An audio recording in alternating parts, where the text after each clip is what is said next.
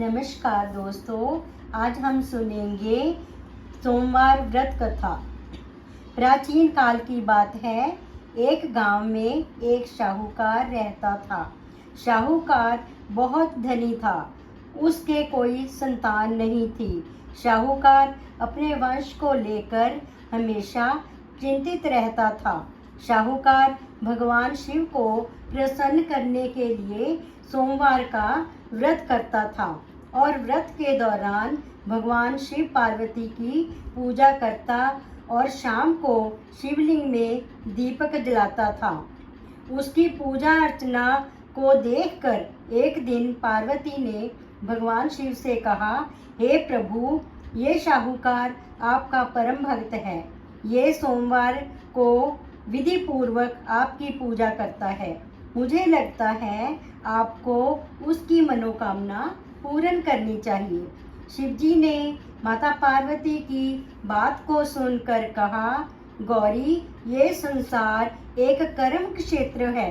जैसे एक किसान अपने खेत में बीज बोता है तो उस वक्त उसे पेड़ मिलता है, उसी तरह इस संसार में जो व्यक्ति जैसा कर्म करता है वैसा ही फल मिलता है। भगवान शिव बोले, इसके कर्मों में संतान सुख नहीं है। लेकिन माता पार्वती ने भोले भंडारी से दोबारा आग्रह किया और कहा, हे नाथ, फिर भी आपको इसकी मनोकामना पूर्ण कर देनी चाहिए। अगर आपने अपने भक्तों को मनोकामना पूर्ण नहीं की तो वह आपकी पूजा आराधना क्यों करेंगे। माता पार्वती ने के इतना कहने पर भगवान शिव ने कहा, ये शाहूकार बहुत धनवान है और इसके कोई पुत्र नहीं है, इसलिए ये चिंतित रहता है। इसके भाग्य में संतान योग है ही नहीं। लेकिन मैं तुम्हारे आग्रह करने पर इसे पुत्र प्राप्ति का वरदान देता हूँ। लेकिन इसका जो पुत्र होगा वो केवल 12 सालों तक ही जीवित रहेगा। फिर एक रात्रि शिवजी ने शाहूकार को स्वप्न में दर्शन दिए और कहा कि उसको जल्द ही पुत्र रतन की प्राप्ति होगी। लेकिन उसका पुत्र दीर्घायु नहीं रहेगा, केवल 12 वर्ष तक ही जीवित रहेगा। ये बात सुनकर शाहूकार ना तो प्रसन्न हुआ और ना ही ज़्यादा दुखी हुआ। शाहूकार ने इस बात को सुनकर भी पूजा अर्चना जारी रखी। कुछ दिनों के पश्चात शाहूकार की पत्नी गर्भवती हो गई और उसने एक सुंदर बालक को जन्म दिया। बालक के जन्म से घर पर खुशी का माहौल था। लेकिन शाहूकार खुश नहीं था, क्योंकि उसको पता था कि उसके बालक का जीवन केवल 12 वर्ष का ही है और उसने यह बात किसी को भी नहीं बताई थी। जब शाहूकार का बालक 11 वर्ष का हुआ तो शाहूकार की पत्नी ने कहा, अब इसका विवाह कर देना चाहिए। लेकिन शाहूकार ने मना कर दिया और उसे शिक्षा के लिए काशी भेज दिया। शाहूकार ने बालक के मामा को बुलाया और पैसे देकर उन्हें बालक के साथ काशी जाने का आदेश दिया। फिर शाहूकार ने मामा भांजा से कहा कि वह काशी जाते समय रास्ते में यज्ञ करते हुए और ब्राह्मणों को भोजन कराते हुए ही जाएं। जिस रास्ते से मामा भांजा गुजर रहे थे वहाँ का राजा अपनी पुत्री का विवाह ऐसे राजकुमार से करना चाहता था जो काना था। उसे एक आंख से दिखता नहीं था। दूल्हे का पिता इस बात से चिंतित था कि अगर दुल्हन पक्ष को यह पता चल गया कि दूल्हा काना है तो राजकुमारी विवाह से मना कर देगी। इसलिए जब उसने शाहूकार के पुत्र को देखा तो उसने सोचा कि मैं अपने बालक के स्थान पर तोरण के वक्त इस बालक को बिठा दूंगा और दुल्हन के पक्ष वालों को पता भी नहीं चलेगा। दूल्हे के पिता ने शाहूकार के बेटे को इस बात के लिए राजी किया। इस तरह शाहूकार के बालक ने दूल्हे के कपड़े पहने और घोड़ी पर चढ़कर तोरण की रस्म पूर्ण की। तोरण के बाद जब फेरों की बारी आई तो दूल्हे के पिता ने शाहूकार के पुत्र से अनुरोध किया कि वह दुल्हन के साथ फेरे हों और जब विवाह संपन्न हो जाए और यह बात किसी को ना बताए। मामा भी राजी हो गया और विवाह समारोह भी निपट गया।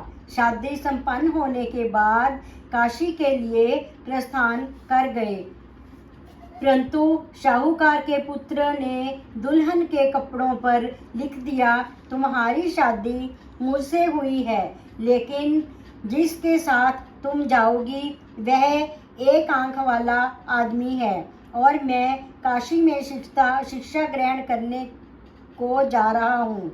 जब राजकुमारी ने यह बात पढ़ी, उसने राजकुमार के साथ जाने से इनकार कर दिया और अपने पिता से कहा, मेरा पति नहीं है।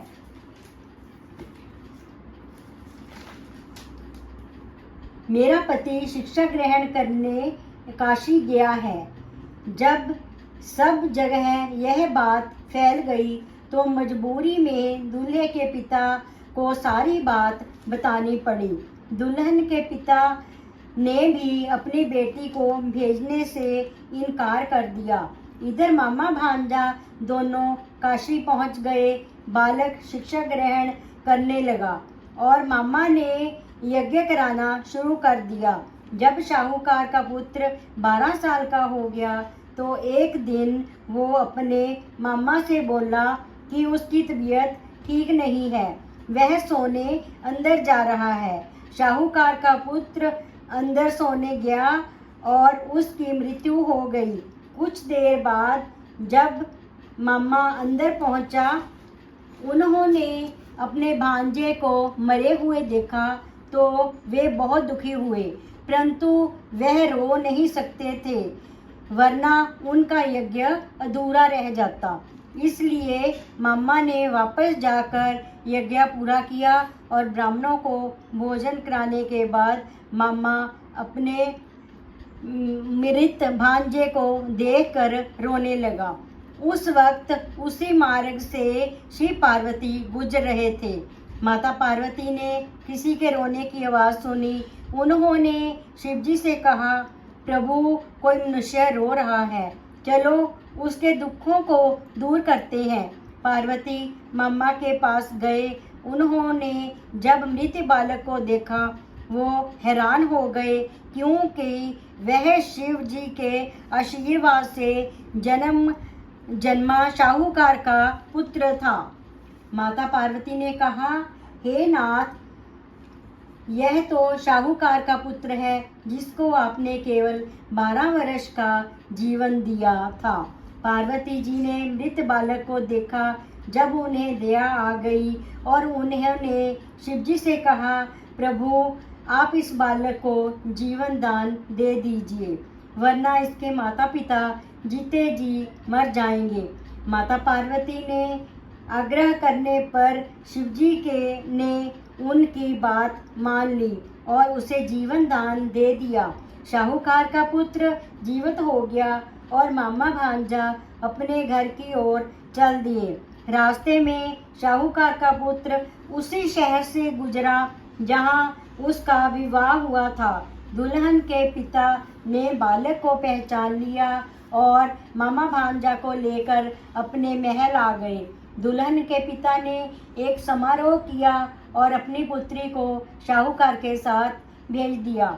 जब शाहूकार का बालक अपने घर पहुंचा तो उसके माता पिता छत पर बैठे रो रहे थे और सोच रहे थे कि अगर उनका पुत्र सही सलामत वापस नहीं आया तो हम छत से कूदकर अपनी जान दे देंगे। पर उसी समय मामा वहाँ पर आ गए और उन्होंने बताया कि उनका पुत्र जीवित है, वह विवाह करके वापस लौटा है।